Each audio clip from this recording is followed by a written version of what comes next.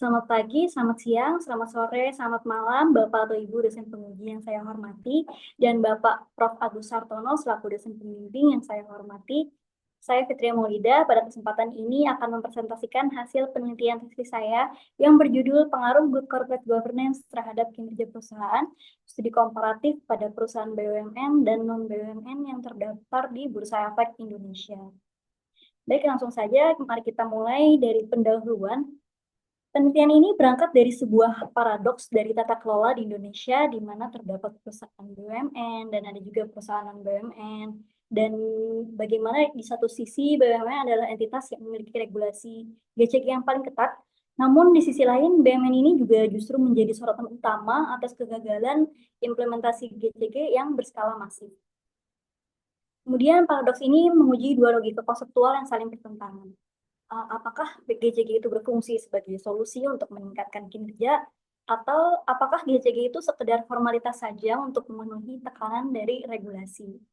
Kemudian, poin utama dari hasil penelitian saya ini menunjukkan bahwa pada level penerapan GCG yang saat ini masih terbilang rendah, GCG itu lebih berfungsi sebagai beban biaya dan belum memberikan manfaat yang efisien. Selain itu, penelitian ini juga mengkonfirmasi bahwa GCG di BUMN itu cenderung bersifat seremonial. Dan berdasarkan latar belakang tersebut, kemudian penelitian ini juga mengajukan dua pertanyaan utama.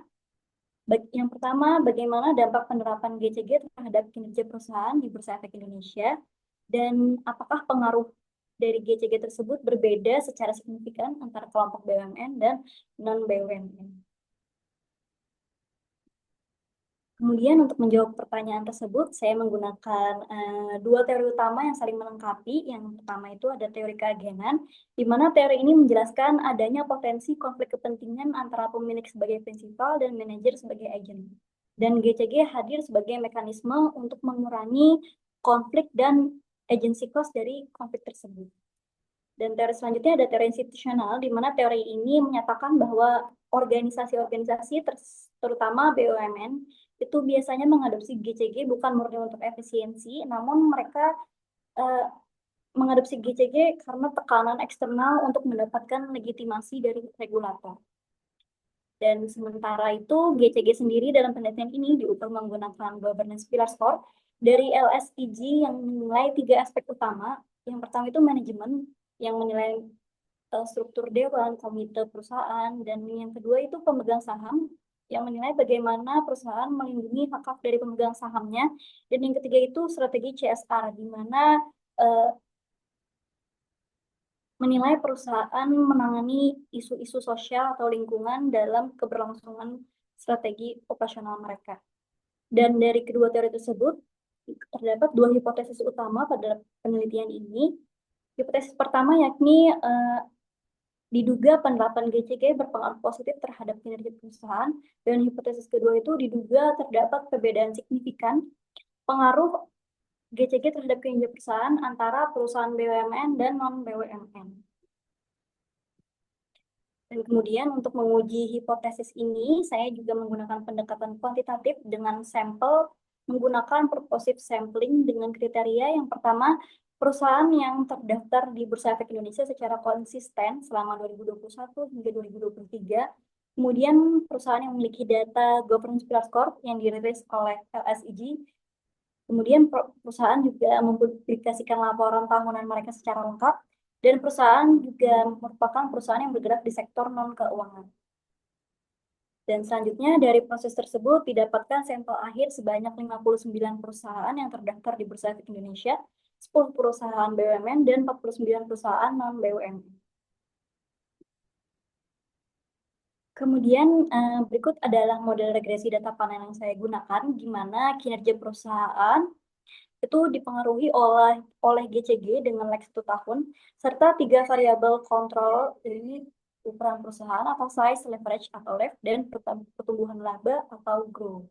Dan seluruh data nantinya akan diolah dalam format data panel, dan seluruh analisis juga akan dibantu perangkat lunak Ifuse dan Microsoft Excel. Kemudian saya juga melakukan uji asumsi klasik, di mana hasilnya menunjukkan yang pertama itu tidak terdapat multikolinearitas pada semua model, Namun terdapat heteroskedastisitas pada beberapa model dan untuk mengatasi hal ini saya menggunakan estimasi regresi dengan GLS cross section way untuk memastikan hasil analisis itu tetap robust.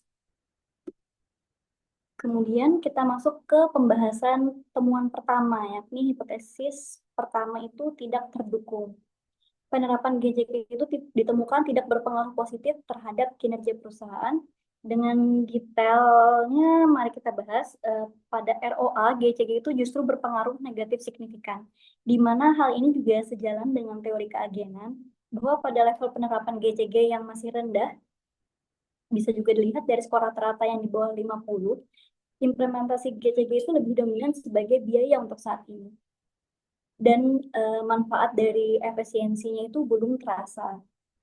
Kemudian untuk ROE, pengaruh GCG itu tidak signifikan terhadap ROE. Dan diduga hal ini terjadi karena adanya praktik financial engineering dan GCG itu pada level saat ini belum cukup kuat untuk mengendalikan manajer yang mungkin menggunakan leverage atau utang itu sebagai jalan pintas untuk mendongkrak ROE dari suatu perusahaan. Dan masih pada hipotesis pertama, pada Tobinski hasilnya juga tidak signifikan. Nah, di sini diduga investor itu tidak melihat skor GCG yang ada saat ini sebagai sinyal yang kredibel. Pasar juga belum memberikan nilai yang berarti terhadap praktik GCG, dan mereka menganggap praktik GCG ini masih bersifat seremonial atau formalitas belaka. Selanjutnya kita masuk ke temuan yang kedua, yakni hipotesis kedua itu terdukung sebagian, khususnya pada ROA. Di sini kita bisa melihat data dari perusahaan BUMN dan non-BUMN, di mana untuk perusahaan non-BUMN itu hasilnya negatif signifikan dan konsisten dengan temuan di hipotesis satu sebelumnya. Bagi mereka yang beroperasi murni dengan logika pasar, GCG itu menimbulkan biaya yang nyata dan manfaatnya belum dirasakan untuk saat ini. Dan namun bisa dilihat pada BUMN, hasilnya itu tidak signifikan. Nah, hasil ini merupakan bukti kuat juga yang mendukung teori institusional, di mana GCG di BUMN itu diterapkan hanya sebagai formalitas untuk kepatuhan prosedural, atau jika di teori institusional itu disebutnya isomorfisme koersif, dan bukan untuk perbaikan substantif. Dan karena hanya untuk formalitas tadi, GCG tidak memiliki dampak statistik yang nyata pada kinerja operasional mereka. Sebagai kesimpulan, penelitian ini menghasilkan dua temuan utama, di mana yang pertama penerapan GCG ditemukan tidak berpengaruh positif terhadap kinerja, melainkan cenderung berfungsi sebagai biaya dan belum mampu memberi sinyal yang baik kepada pasar. Dan yang kedua, ditemukan perbedaan fundamental pengaruh GCG terhadap ROA, di mana pada non-BUMN GCG adalah biaya, ditunjukkan dengan pengaruh yang negatif signifikan. Nah, sementara di BUMN, GCG itu adalah formalitas, dibuktikan dengan hasil yang tidak signifikan. Penelitian ini juga memiliki beberapa keterbatasan, di antaranya terdapat periode timeline 1 tahun yang mungkin terlalu singkat, di mana mungkin jika periode timeline bisa diperluas, mungkin 3 tahun ke depan, 5 tahun ke depan, atau 10 tahun ke depan, mungkin dampak dari GCG terhadap kinerja perusahaan itu bisa lebih terlihat. Kemudian untuk proksi GCG yang digunakan di penelitian ini merupakan governance PR score yang dirilis oleh LSIG, dan datanya itu di Indonesia sendiri masih relatif baru dan baru saja dimulai sekitar tahun 2021, sehingga data yang diambil tidak bisa diperluas. Kemudian untuk lingkup sampel yang masih multisektoral, tidak berfokus ke satu industri, sehingga untuk hasil itu tidak bisa disamaratakan untuk setiap industri. Dan kemudian sampel juga terbatas pada konteks Indonesia. Kemudian adanya variabel yang terbatas juga, dan yang terakhir adanya masalah data yakni outlier pada beberapa data yang digunakan di penelitian ini. Baik, terima kasih. Demikian presentasi hasil penelitian tesis saya. Terima kasih atas perhatian Bapak atau Ibu. Selanjutnya, saya terbuka untuk masukan, pertanyaan, dan arahan lebih lanjut di hari sidang nanti. Terima kasih Bapak Ibu, selamat pagi, selamat siang, selamat sore, selamat malam.